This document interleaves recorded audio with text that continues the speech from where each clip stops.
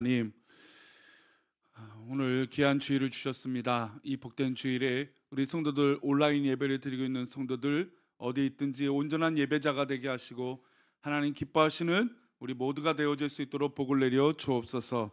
하나님 이 예배 시간에 일절막이 틈타지 못하도록 우리를 강한 손으로 붙들어 주시고 우리 모든 성도들 믿음으로 주님만 바라보며 이겨내게 하여 주옵소서.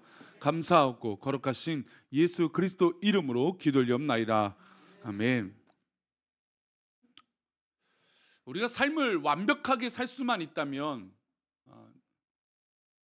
좋겠죠. 최근에 어떤 이 공부를 이제 머리가 좋은 사람을 보니까 책을 한 200페이지의 책을 읽는데 한 10분이면 읽는 사람들이 있더라고요. 막 100만 명에 한 명, 1000만 명에 한 명이 그렇게 된다 그러는데 눈으로 이미지를 찍어내서 그 책의 내용을 이해한다라는 거죠. 그래서 그 책 내용을 얼마나 이해했냐라고 했더니 거의 기억을 많이 할 정도로 대단한 이 기억력과 습득력이 있다고 합니다. 만약에 우리에게도 그런 능력이 있다면 우리 모두 다 서울대를 갔을까요? 우리 모두 다 목표하는 바를 또 이뤘을까요? 그러면 또 그렇게 하면 정말 우리 모두 다 행복할까요? 최근에 우리나라에 그 히어로물, 그러니까 초능력을 갖고 있는 사람들의 이야기, 이제 그것들이 전 세계적으로 유행을 하고 있고 또 우리나라도 그렇게 잘 만들고 있습니다. 최근에도 드라마 한 편 중에 초능력을 갖고 있는 집안 이야기라든지 여러 가지 어떤 능력을 이상 갖고 있는 것들이 있습니다. 그러면 그런 능력이 있으면 갈등도 없고 또 아픔도 없고 또 고민도 없고 또 이럴 거라고 생각했는데 그 능력이 있는 사람들도 어떤 게 있습니까? 고민이 있고 염려가 있고 또 어떤 불안감도 있고 또 이 미래에 대한 걱정들이 다 있다라는 거예요. 그러니까 우리가 생각할 때 완벽하고 뭔가 능력이 더 뛰어나고 그런 것이 있으면 우리가 살아가는데 아무 문제가 없을 거다라고 생각하지만 또 전혀 그렇지 않죠. 식상한 얘기지만 과연 그렇게 돈이 많은 이 대기업 부자들이 근심이 있냐 없냐 다 똑같이 근심이 있다라고 하지만 우리는 그만큼 있어 보지 않아서 어떤 근심이 있는지 모르겠습니다만 어쨌든 그들도 걱정과 근심과 염려가 많다라는 건 동일하게 얘기합니다. 물론 우리랑 사정은 다르겠지만요. 완벽하게 살아갈 수 있다면 이런 미련을 떨거나 걱정하거나 주저하거나 염려하거나 그럴 필요가 없겠죠. 그러나 우리의 인생을 누구나 어떤 사람은 좀 편안하게 좀 더 살 뿐이지 누구에게나 완벽하지 않은 그런 인간적인 연약함이 다 있다라는 것이죠. 만약에 실패한 경험이 있다면 두려움이 있다면 더더욱 그 변화나 도전은 어려울 것입니다. 그래서 한번 실패를 경험해 보면 이거 이렇게 하면 될까 안 될까라고 하는 주저함이 생기죠. 그리고 어느 정도 우리의 삶이 좀 이렇게 어떤 궤도에 올라가 있다 보면 그 삶을 유지하기 위해서 또 다른 변화를 하는 것은 굉장히 어려운 것입니다. 그래서 새로운 변화나 새로운 행동을 요구할 때 주저하게 되죠. 그리고 미련이 남게 마련입니다. 게다가 여기에 인간적인 애착이 있다고 보겠습니다. 내가 아끼는 것이 있어요. 제가 지난주에 그 말씀을 살짝 드렸지만 저도 어렸을 때 함께 모았던 이 물건들을 버리지 못해갖고 아직도 집에 갔더니 아내가 당신이 강단에서 약속했으니 이거 언제 버릴 거야 라고 하는데 제가 대답은 버려야지 하고 일주일을 아직도 못 버리고 있습니다. 그러니까 내가 만약에 애착이 있고 아끼는 것이 있으면 더 마음이 어떻게 될까요? 미련이 남죠. 이거 어떻게 버려 말어? 이렇게 되는 것입니다. 야곱은 누굴 잃어버렸습니까? 요셉을 잃어버렸습니다.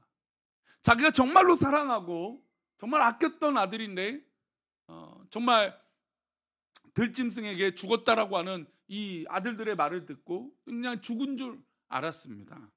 그러니 이 베냐민을 또 떠나보낸다는 게 쉬운 일은 분명히 아니었을 것입니다. 사실 이렇게 해서 바뀐다면 이렇게 여러 가지 얘기해서 바뀐다면 바뀌겠죠. 이 본문 이전에 42장에도 르우벤이 장남이 아버지 우리 두 아들을 아버지 마음대로 안 되면 아버지 마음대로 해버리세요 라고 해도 아버지가 변하지 않았습니다. 그게 바로 우리 인간의 본연의 모습이라는 것이죠.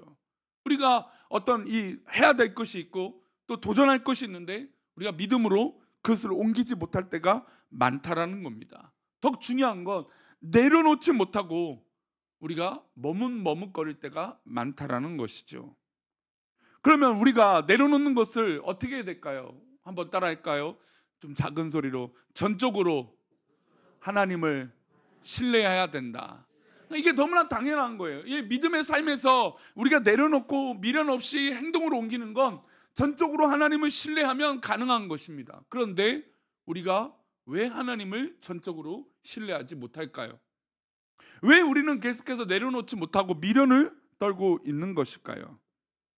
오늘 본문은 아직도 야곱이 미련이 남아서 힘들어하는 모습을 보여주고 있습니다. 우리 지난주에도 나눴던 말씀인데요, 2절 말씀 다시 한번 읽어보겠습니다. 그들이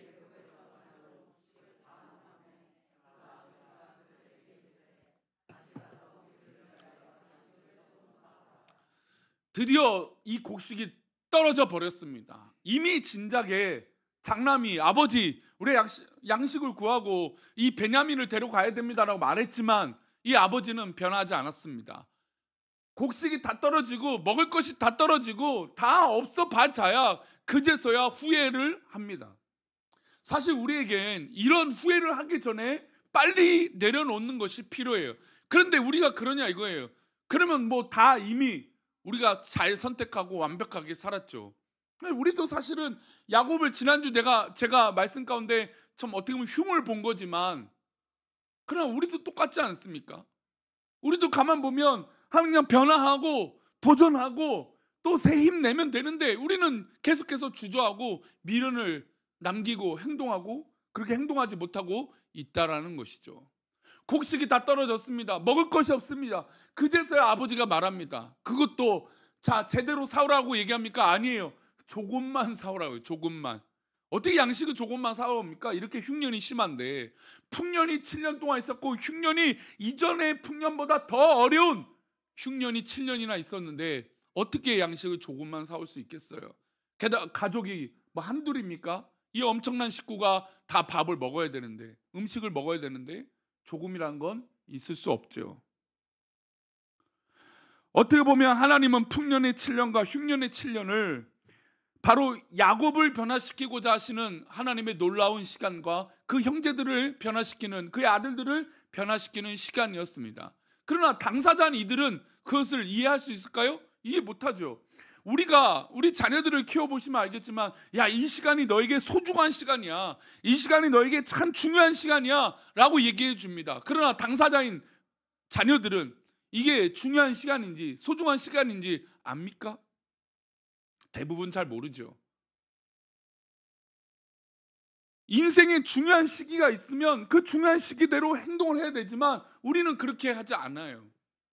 전 세계적으로 보면 우리나라가 위험한 나라입니다. 그렇죠.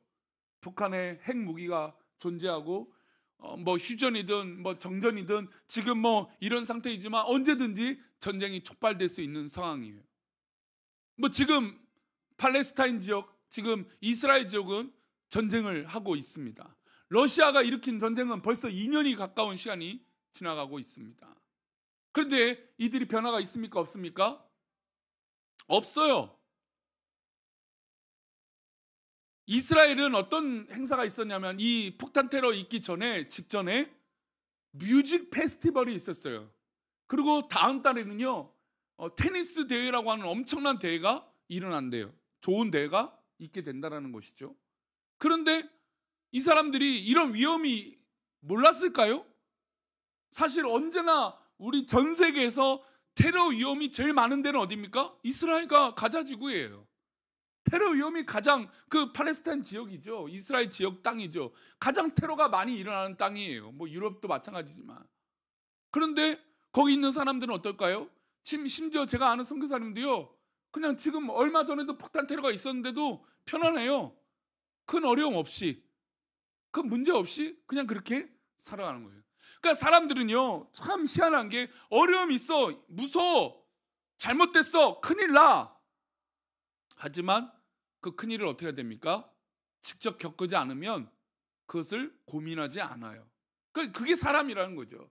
지금 풍년이 7년이 있었는데 흉년이 지금 7년이 지나가고 있잖아요. 먹을 것이 없잖아요. 그러면 이쯤 되면 이거는 인간적으로 해결할 수 없는 거구나. 하나님 앞에 기도해야 되는구나. 그렇게 고백되어져야 되지만 기도합니까 안 합니까? 기도를 안 해요. 발등에 불이 떨어져 봐야 그제서야 하나님 내가 잘못했습니다. 그런다라는 것이죠. 오늘 야곱은 곡식이 이제서야 떨어지니까 자녀들에게 곡식 좀 다시 사와라 라고 얘기합니다. 그런데 다시 사올 수 있습니까 없습니까? 그 땅의 총리가 뭐라고 했어요? 막내 아들 데리고 오지 않으면 쌀을 못 준다 이거예요. 너희들은 첩자다 이거죠. 그런데 이 이야기를 이미 야곱은 알고 있지만 그래도 이 마음의 변화가 일어나지 않고 있는 것입니다.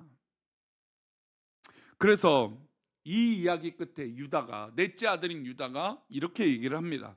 우리 3절과 6절인데요 3절 먼저 보겠습니다. 함께 읽겠습니다. 유다가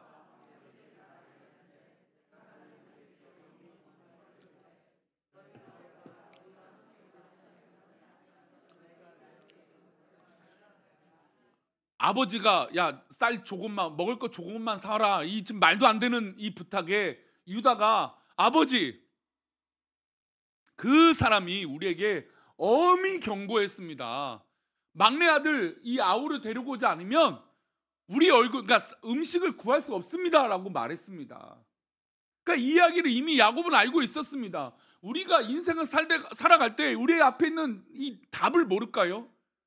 여러분 우리가 이제 저도 상담을 하고 뭐 안 해도 상담을 하지만 상담을 하다 보면요 답을 누가 갖고 있을까요? 이미 본인이 다 갖고 있어요. 뭐가 문제인지 뭐가 지금 미련을 떨고 있는 것인지 뭐가 내려놓지 못하는 것인지 알고 있어요. 우리 자녀들이 부모님 만나면 늘 부모님한테 제발 그러지 마세요라고 하는 부분들이 있어요. 그걸 부모님 모르실까요? 다 알고 계시죠.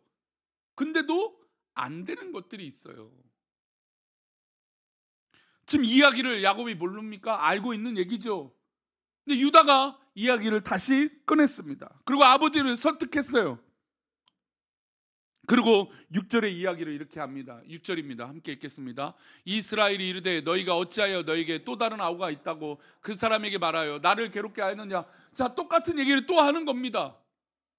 아버지 야곱이 아니 너희들은 왜 이 베냐민이 있다라고 얘기해서 나를 이렇게 어렵게 만드냐.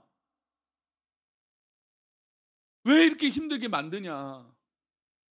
우리가 소위 잔소리라고 듣는 것들을 반복해서 듣는 것들의 이야기들 있습니다. 제발 그것 좀 하지 마세요. 그렇게 하면 안 됩니다 해도 우리가 모르진 않는다는 거예요. 근데 인간적인 미련은 이런 푸념을 내놓습니다. 그래서 야곱과 이 유다와 그의 형제들이 이렇게 얘기합니다. 우리 7절입니다. 함께 읽겠습니다. 7절이요.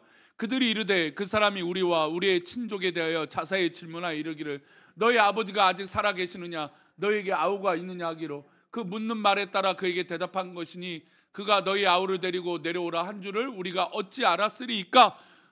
이 10명의 형제들은 이 사람이 요셉인지 몰랐습니다. 근데 그 총리가 묻잖아요. 아버지가 살아 계시느냐? 네, 살아 계십니다.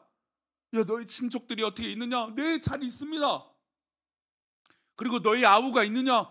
네, 아버지 옆에 잘 있습니다. 그냥 순리대로 다 대답한 거죠. 이게 무슨 뭐가 있는지 알았겠습니까? 당연히 얘기하죠. 그래서 그 사정을 다 얘기했습니다. 그리고 그 총리가 아우를 데리고 오라고 한 줄을 우리가 어떻게 알았습니까? 지금 야곱은 10명의 아들들에게 탓하고 있는 거예요. 야, 너희들이 어떻게 그런 얘기 해갖고 이 베냐민을 또 데리고 가느냐. 근데 10명의 형제들은 아들들은 아니 이게 이렇게 얘기하는데 어떻게 대답을 안 할 수가 있습니까? 라고 말하는 것이죠. 우리 가운데 이런 일들이 수도 없이 일어납니다. 이런 사정이 수도 없이 일어나는 것이죠. 이렇게 하는데 아버지의 짜증스러운 모습에 유다는 아버지를 마지막으로 설득을 합니다. 우리 9절인데요 함께 읽겠습니다. 9절입니다. 시작.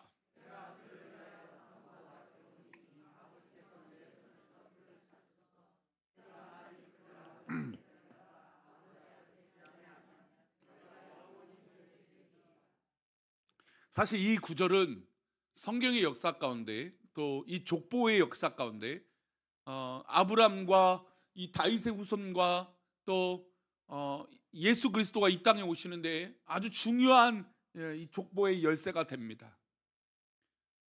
예수님이 족보로 따지면 첫째 아들인 르우벤과 뭐 시므온과 이쪽이 아니에요. 그리고 요셉의 후손도 아니세요. 누구의 후손이세요? 유다 족속의 후손이세요. 그 유다가 이 집안의 예수 그리스도의 후손의 족보로 정말 이 조상이 될 수 있었던 건 바로 이 표현 때문입니다. 아버지가 계속 고집을 피웁니다. 아버지를 설득합니다. 그래서 유다가 마지막으로 아버지한테 이렇게 얘기합니다. 이전에 르우벤 첫째는 내 아들들을 아버지가 마음대로 하세요 라고 했지만 그걸로는 설명이 안 됐습니다. 그러니까 유다는 누구의 목숨을 걸었습니까? 자기의 목숨을 건 거죠. 유다가 그렇게 말합니다. 아버지, 내가 이 베냐민을 위해서 내 목숨을 걸겠습니다. 만약에 문제가 생기면 내 목숨을 아버지 마음대로 하십시오. 이 이야기는 겁니다. 아버지 앞에 만약에 데려다 두지 않으면 나는 영원한 죄에 빠질 것입니다 라고 말한 것이죠. 사실 이야기로는 많은 얘기가 되지만 어쨌든 유다는 이 고백을 통하여 아버지를 설득합니다. 이렇게까지 결단하는데 아버지가 말을 안 들으면 안 되겠죠. 이제 미련을 떨어봤자 소용없습니다. 왜요? 음식은 떨어졌고 이제 우리는 굶어 죽을 것 같은 상황에 퍼져 있습니다. 이래 저러나 이래 죽으나 저래 죽으나 똑같은 것이죠. 이제 미련 없이 인간적인 것을 내려놓으면서 하나님의 축복의 길이 열리는 것이에요. 보십시오.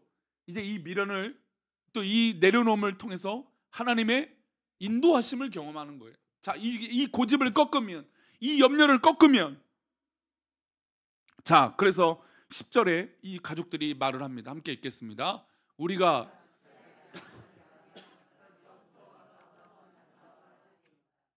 아버지한테 최종적으로 내 목숨 아버지 마음대로 하세요. 내가 영원히 죄를 짓겠습니다. 죄인입니다. 이렇게 말을 하고, 아버지, 우리가 지금 지체하지 않았으면 2번 왔다 갔다 할 시간이니까 빨리 결정하십시오. 유다의 목숨을 건 마음으로 설득이 된 야곱은 허락을 합니다. 우리 11절인데요. 함께 읽겠습니다. 11절 12절입니다. 그들의 아버지 이스라엘이 그들에게 이르되 소산을 그릇에 담아가지고 내려가서 그 사람에게 예물로 드릴지니 곧 유황 조금과 꿀 조금과 향품과 모략과 유향나무 열매와 감복숭아이니라. 너희 손에 갑절의 돈을 가지고 너희 자루 아기에 도로 넣어져 있던 그 돈을 다시 가지고 가라. 혹 잘못이 있었을까 두렵도다. 자, 인간의 대비책을 다 합니다. 자, 보세요. 제가 내려놓는다라고 하는 측면에서 그냥 내려놓는 건 아무것도 안 하는 게 내려놓는 건 아니에요. 우리가 할 수 있는 건 다 하는 거예요. 우리가 할 수 있는 최선의 모습은 다 하는 겁니다. 하지만 그 모든 것에 있어서 행동하지 않고 내려놓지 않고 미련을 남기고 있다면 그것은 발전이 없는 것이죠. 전진이 없는 것이죠. 우리가 할 수 있는 건 다 합니다. 물론 이건 염려가 다 가득한 거예요. 우리들은 사람들의 성향에 따라 어떤 분들은 아예 괜찮겠지 별일 없을 거야 라고 쉽게 행동으로 옮기는 사람이 있는 반면에 어떤 분들은 1부터 100까지 모든 것들을 다 충족해야 행동하는 사람이 있습니다. 야곱은 그런 사람이에요. 하나부터 10까지 불안감이 다 해소가 돼야 돼요. 그러니 야복강에서 자기 골반뼈가 부러지는데도 천사를 붙들고 싸움하는 게 이 불안감이 해소가 안 되면 안 되니까예요. 그랬던 사람이에요. 그러니까 이런 귀한 물건들을 다 싸가서 그 요셉, 그 총리의 마음을 바꾸고자 했던 것입니다. 그런데 중요한 건 여기서 이제 마지막으로 제가 질문하겠습니다. 이렇게 다 완벽하게 준비했습니다. 돈도 혹시 불안해서 다시 가져갑니다.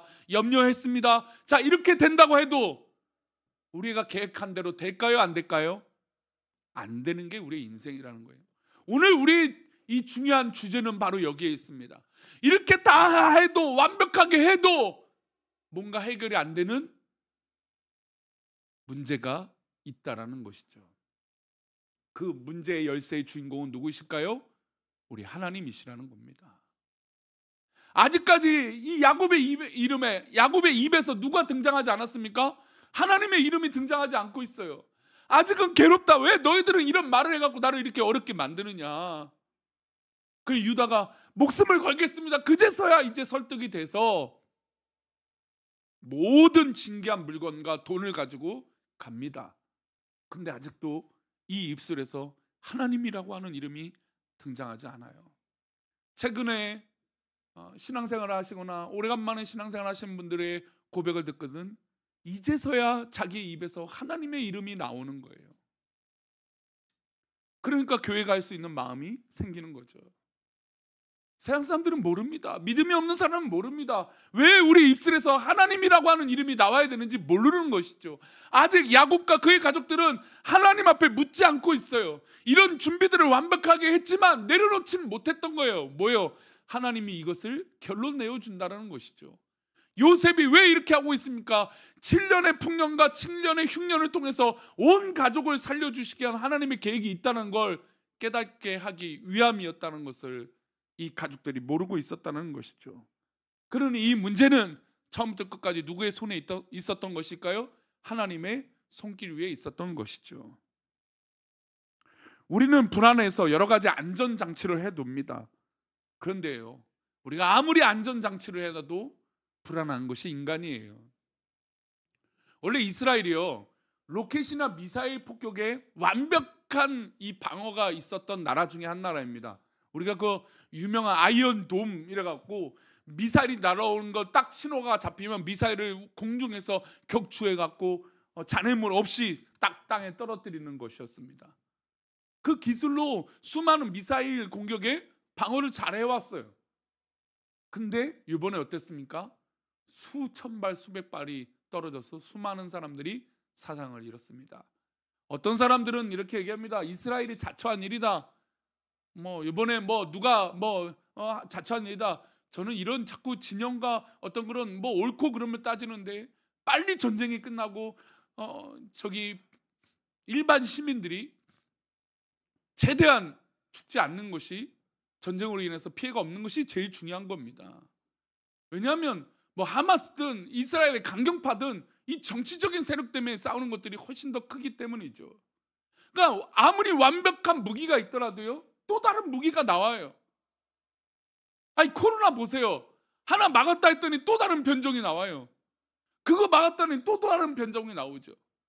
우리 인간 사이가 그렇다는 거죠. 우리의 삶이라는 게 뭔가 완벽하게 다 잘 됐다. 오히려 우리가 평안하면 뭐예요? 불안하죠. 무슨 일이 생길까 염려가 되죠. 우리 인간의 삶은 아무리 이렇게 잘 준비한다고 해도 이것이 하나님 계획 가운데 있음을 고백하지 않으면 우리의 미련은 계속 남게 됩니다. 자, 아버지 야곱은 결단을 합니다. 자, 13절입니다. 함께 읽겠습니다. 내 아우도 데리고 떠나 다시 그 사람에게로 가라. 자, 아우도 이제 막내 아들도 드디어 이제야, 아이고, 이 정도 설득하고 이 정도 잔소리하고 이 정도 첫째가 넷째가 와갖고 목숨을 거니 많이 이랬으면 좀 설득이 돼야 되는데, 근데 우리도 다 똑같아요. 사실 고집 피우고 욕심 부리고 내려놓지 못하고 미련 떠는 게 다 똑같죠. 예, 드디어 야곱이 베냐민을 내놓습니다. 자, 그런데 이 결론은 이제 베냐민을 딱 내놓고 나니까 야곱은 자기 손에 쥐어진 게 있습니까? 없습니까? 아무것도 없어요. 이제 자기 손에는 요셉을 자기 품에 품고 살았는데 요셉이 없어졌어요. 그리고 베냐민을 자기 품에 팍 품고 살았는데 어떻게 됩니까? 이제 베냐민마저 내려놨습니다. 자, 중요합니다. 자기의 손에 모든 쥐어놓은 걸 다 내려놓게 되니까 누구를 바라보게 될까요? 하나님을 바라보게 돼요. 그제서야 이렇게 얘기합니다. 14절입니다. 함께 읽겠습니다. 전능하신 하나님께서 그 사람 앞에서 너에게 은혜를 베푸사 그 사람으로 너희 다른 형제와 베냐민을 돌려보내게 하시기를 원하노라. 내가 자식을 잃게 되면 이르리로다. 잘 보세요. 두 가지 크게 얘기합니다. 첫 번째, 전능하신 하나님께서 그 사람 앞에서 너희에게 은혜를 베푸사. 이것이 너무나 중요해요. 왜 우리가 미련을 떨지 말고 내려놓으라고 하는 것은 그 내려놓을 때 하나님의 은혜가 시작되기 때문이에요. 우리 성도님들 삶 가운데 하나님의 은혜가 시작되기를 원합니다. 바랍니다. 소망합니다. 그래 우리가 내려놓고 미련 없이 선택할 때 하나님께서 그 은혜로 인도하여 주시는 거예요. 야곱은 이제 베냐민을 딱 손에 놓자 그의 입에서 고백하는 첫 마디가 제발 이 일에 하나님의 은혜가 있기를 바랍니다. 우리 성도님들 열심히 사십시오. 최선을 다해 사십시오. 그 최선을 다해 살아가는 그 삶 위에 하나님의 은혜가 있기를 축원합니다. 그래요. 이게 중요한 거죠. 이제서야 야곱은 베냐민을 내려놓고 자기 손에 잡은 게 하나도 없자 하나님의 은혜가 있기를 바란다 라고 고백하고 있는 거예요. 즉 이 일에 하나님의 은혜가 아니면 안 된다라고 말하는 것이 바로 내려놓음이에요. 왜 우리가 내려놓습니까? 부여잡아야죠. 잡고 있어야죠. 더 많이 모아야죠. 더 많이 가져야죠. 그런데 왜 우리가 내려놓고 포기합니까? 거기에 무엇이 더해지는 걸까요? 하나님의 은혜가 더해지는 것이죠. 두 번째, 내가 자식을 잃게 되면 어떻게 된다고 말하고 있습니까? 이르리로다. 여러분, 우리의 삶과 모든 것은 저 천국과 우리 하나님 앞에 있음을 고백합니다.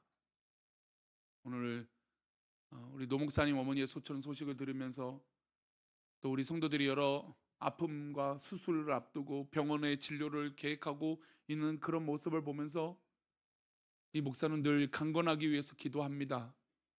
하지만 우리의 건강함을 우리가 장담할 수 없는 것이죠. 저는 여기서 잃어버리면 이르리로다라고 하는 것은 포기가 아니라 하나님 앞에 둔 소망이 되는 것인 줄 믿습니다. 그래, 우리는 천국에 있는 소망이 있는 사람인 것이죠. 그러니 내가 지금 모든 일어난 이 일로 인해서 낙심하거나 괴로움 속에 빠지는 것이 아니라 오히려 내려놓을 때 하나님의 은혜가 더해지는 것이고, 잃으면 잃은 것이지만 오히려 잃은 것이 아니라 우리 하나님이 채워주실 것을 믿습니다. 그러니 우리 성도님들 하나님을 믿으시고 신뢰하십시오. 우리 하나님이 더해 주실 것을 믿습니다. 이 시간 우리 다 같이 일어나셔서